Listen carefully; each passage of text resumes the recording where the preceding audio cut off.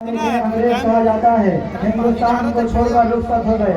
आज़ादी के कबल बेशुमार दिनों और लातादाद रातों में हिंदुस्तानियों ने बहुत सीमाओं को बेऔलाद होते देखा, मासूम से फूलों को गोलियों से छलनी होते देखा, गरीबों पर बेपनाह मुजालिम होते देखे, लाखों बेटियों पर बेइज्जती के धब्बे रखते थे, नन्हे मुन्ने फरिश्तों को भूख से रोते बिलखते देखा। इन तारीख और गलीज रात की सुबह हुई जिनका पर हद तक उजाला फैला, गुलामी का अंधेरा खत्म हुआ, ऐसा अंधेरा जो 250 साल पर मुहित था। और हमने न जाने कितनी तकलीफें कितनी मुश्किलें बर्दाश्त करके हिंदुस्तान को एक तवील गुलामी से आजाद कराया। हमने तन मन धन की कुर्बानियां दी, हमने बगावतें किए, नारे बुलंद की, सीने में गोली खाकर उनका यार अंग्रेजों से हिंदुस्तान को आजाद कराया। हजरत महमूद वतन का वजीर माल्टा, हजरत मौलाना हुसैन अहमद अली का वजीर माल्टा, मौलाना मोहम्मद उबैदुल्लाह साहब सिंधी, मौलाना मोहम्मद रसूलुल्लाह साहब भोपाली, मौलाना मोहम्मद मियां अंसारी साहब, मौलाना मोहम्मद अहमद शाह साहब, मौलाना मोहम्मद कासिम साहब नानोदी, मौलाना मोहम्मद रशीद अहमद हुंगोई, मौलाना मोहम्मद अबुल कलाम आजाद, हाजी इमदादुल्लाह मुहाजिर मक्की, मौलाना मोहम्मद अली जौहर जैसे वतन के जियादों ने अपने जान नमाज की कुर्बानियां देकर आजादी का परचम बुलंद किया। आज हमारी जिम्मेदारी है कि हम हिंदुस्तान की खातिर अपने जान की बाजी लगा दे ताकि उनकी कुर्बानियां जिंदा रहे, जिन्होंने अपने खून पसीने से हिंदुस्तान को दुनिया के सामने इज्जत दिलाई, वकार अदा किया। आज उस जमीन पर शर्मनाक खेल खेले जा रहे हैं। मस्जिद मंदिर के नाम पर मजहब के रखवाले बनकर गैर मुल्कों के एजेंटों ने भारत के अवाम में फूट डालनी शुरू कर दी है। अखबार अमर उजाला के मुताबिक DIG ने यह कहा कि हिंदुस्तान में जितने मुस्लिम इदारे हैं वो सब के सब दहशतगर्दी करते हैं और पाकिस्तान की सरकार ने तनख्वाह देती है, इसके जरिए बच्चों को हुकूमत के खिलाफ तालीम दी जाती है और वहाँ पे बम वगैरह भी बनाए जाते हैं। तो मैं हुकूमत और DIG सवाल करता हूँ, जब तुमने हिंदुस्तान के मुस्लिम इदारों को दहशतगर्दी का अड्डा करार दिया तो बताओ, जब तुमने 1994 ईस्वी को नज़रुल उलमा में छापा डाला था तो वहाँ से तुमने कितने दहशतगर्दों को गिरफ्तार किया था? अगर नहीं तो फिर हमें बताओ कि गांधी का कातिल कौन था, इंदिरा का कातिल कौन था? क्या कोई मुसलमान या किसी मुस्लिम इदारे के उस्ताद के तलबा थे? कातिल पे गुलशन के माली बैठे, फिर तुमने कैसे मुस्लिम इदारों को दहशतगर्दी का अड्डा करार दिया? ये बात अच्छी तरह ध्यान नशीं कर लो। जहाँ गांधी ने हिंदुस्तान छोड़ो का नारा बुलंद किया, वहाँ मौलाना मोहम्मद अबुल कलाम आजाद ने कायदत सिखाया। जहाँ नेहरू जंग आजादी की तरफ कदम आगे बढ़ाया, वहाँ जंग का तरीका मौलाना मोहम्मद हुसैन अहमद बदरी ने सिखाया। जहाँ पटेल रिसालत की तरफ गया, वहाँ सियासत का तरीका मौलाना मोहम्मद अली जौहर ने सिखाया। अगर उलमा इकराम हिस्सा में लेते तो हिंदुस्तान आजाद न होता। तहरीक आजादी में चलती, तहरीक बालाकोट में चलती। 1857 ईस्वी की जंग आजादी में 2 लाख मुसलमान शहीद हुए, इनमें सिर्फ 51,500 उलमा इकराम थे। सिर्फ दिल्ली में 500 उलमा इकराम को फांसी के फंदे पर चढ़ाया गया। और एक और बात हम लोगों को बताता चलूं, जब वायसराय बरतानिया ने अपनी हिंदुस्तानी मुसीबत से राय तन की कि बताओ हिंदुस्तान में तुम्हारी हुकूमत कैसे कायम हो सकती है, तो उन्होंने जवाब दिया कि हिंदुस्तान में सबसे ज्यादा मिकदार मुसलमान है और जंग आजादी में सिर्फ मुसलमानों ने ही लड़ी है, और जब तक उनके अंदर जज्बे जिहाद मौजूद है हम उन पर हुकूमत नहीं कर सकते। हमें उन पर हुकूमत करने के लिए उनके अंदर जज्बे जिहाद को खत्म करना होगा, और वो ये है कि हिंदुस्तान के उलमा इकराम और कुरान को खत्म कर दिया जाए। 1861 ईस्वी में उनका वक्तों ने उस वक्त कुरान करीम के 3 लाख नुस्खे जमा है, और 1864 ईस्वी से लेकर 1867 ईस्वी तक उन्होंने उलमा इकराम को खत्म करने का फैसला किया। इन 3 सालों में 14,000 उलमा इकराम को तख्तेदार पर लटका दिया।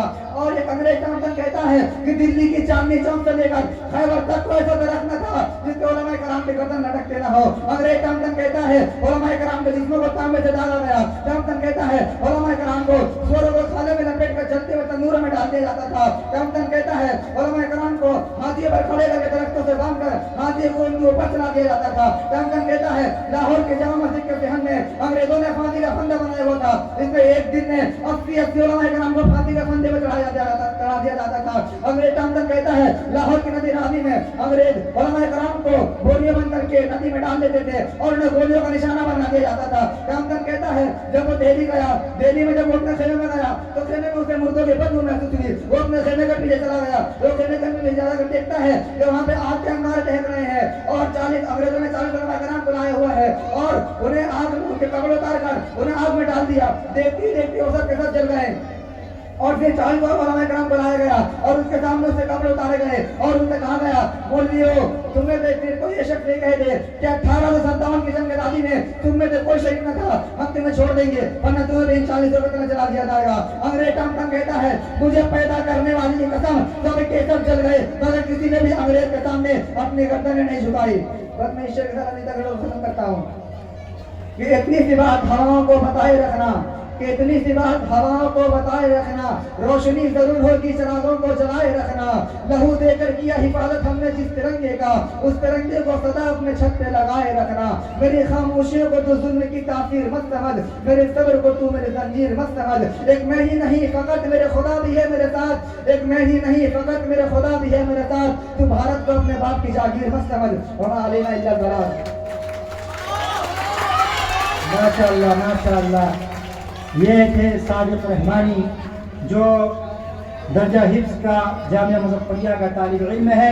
ماشاءاللہ ایک بڑے مقرر کے انداز میں یہ آپ حضرات کے سامنے مسلمانوں کی قربانیاں اور مدارس کی اہمیت کے موضوع پہ آپ کے سامنے اپنی بات رکھ رہے تھے۔ کسی شاعر نے چند اشعار یوں کہا ہے کہ تمہارے ہر ستم پہ مسکرانا ہم کو آتا ہے، تمہارے ہر ستم پہ مسکرانا ہم کو آتا ہے، اور اس دور میں بھی محفلیں سجانا ہم کو آتا ہے۔ اب بجھانا چاہتے ہو تم تو بجھا لو ہوا بن کر، بجھانا چاہتے ہو تم تو بجھا لو ہوا بن کر، محبت کے چراغ جلانا ہم کو آتا ہے۔ اور اے کاش ہمارے ملک میں ایسی فضا بنے، اے کاش ہمارے ملک میں ایسی فضا بنے، مندر جلے تو دکھ مسلمان کو بھی ہو، اور مسجد کی آبرو کو کہیں آنچ نہ آئے، یہ فکر مندر کے نگہبان کو بھی ہو، مسجد کے آبرو کو کہیں آنچ نہ آئے، یہ فکر مندر کے نگہبان کو بھی ہو۔ اب آئیے آگے چلتے ہیں، اور میں دانیال اور سفیان کو آواز دوں کہ وہ آئے اور آپ حضرات کے سامنے ایک نظم پیش۔